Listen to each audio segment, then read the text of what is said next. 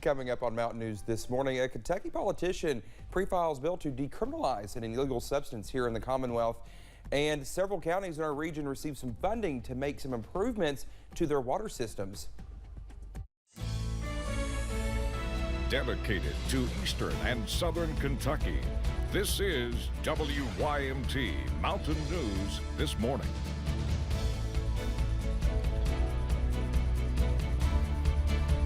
Well, good morning to you. It's Tuesday. I'm Dakota Makris. Thanks so much for waking up with us. Let's head over to Brandon for a look at that cold forecast.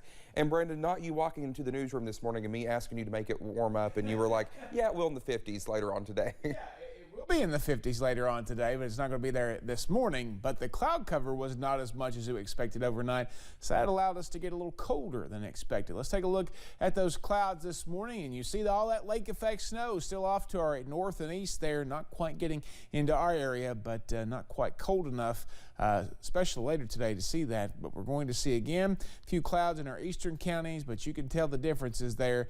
20s, 30s, and 40s across our region. 43 Moorhead, Irvin, 42 in Monticello. We've got a lot of 30s out there and some 20s.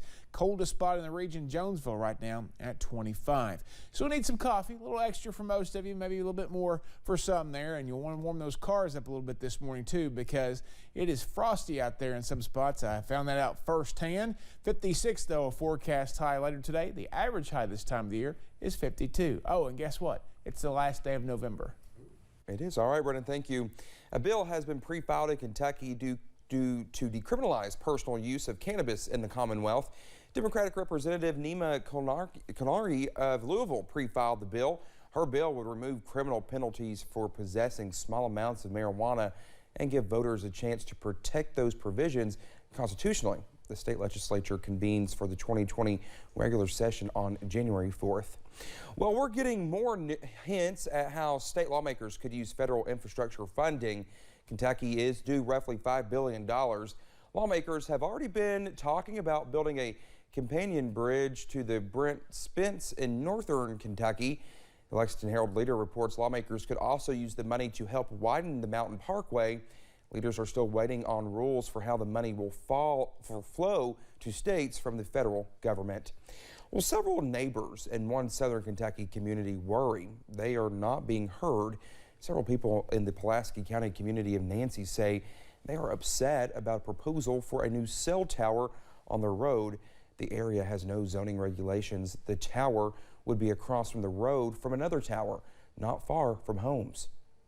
I can understand the aspect of, for the greater good, but me and my wife and my neighbors, none of us wants to be a sacrificial lamb for any of this.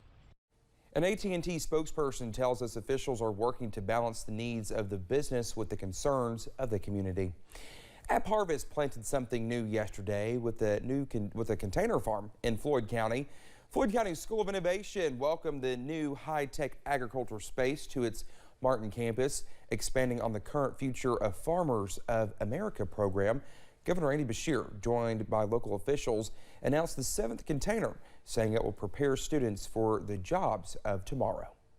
This opportunity is incredible. Agriculture technology is one of the top fields for new investments. We're seeing hundreds of jobs created every month in the field. We're seeing new companies coming to Kentucky. AppHarvest founder and CEO Jonathan Webb says it is like a homecoming for his company, planting the pod in the county where the idea for AppHarvest first sprouted. Governor Andy Beshear made another stop in Floyd County, announcing a different kind of green for 3 different counties in the Big Sandy region. More than $2.5 million in grant funding for water and sewer projects in Floyd, Johnson, and Magoffin counties was announced at the Mountain Arts Center, with officials from all 3 counties in attendance. The governor says the money is part of the dedication to getting Eastern Kentucky where it needs to be. And our job is to make sure it reaches every single part of Kentucky, especially those parts that have been left out too often, which means it needs to start in Eastern Kentucky. The funding will go toward 10 different projects. You can find out more about those over on our website. There is a new opportunity for girls in Eastern Kentucky to study science, technology, engineering, and math. A new scholarship program in honor of the late Carol Barr, Congressman Andy Barr's wife, was announced. And as Jim Stratman reports, it's something that can have an impact for generations of women in STEM. A new opportunity, a chance at following a dream. Officials announced the Carol Barr Fund STEM Scholarship Program to be just that. The legacy we leave are the lives that we touch. And to Andy Barr, and to Carol Barr, and to Dr. Murray, and to so many who are going to be a part of this, you're going to touch the lives of so many young women. Carol Barr passed away in June of 2020 from a heart condition called mitral valve prolapse. But before that, she was a woman in STEM. Carol was a wonderful mother, and if we can support a future for women like her to live longer lives, then we're all in. Dr. Ann Murray was a neighbor to the Barrs, and in memory of Carol, she announced the Murray Foundation would be sponsoring 3 $10,000 scholarships that would be renewable for 4 years.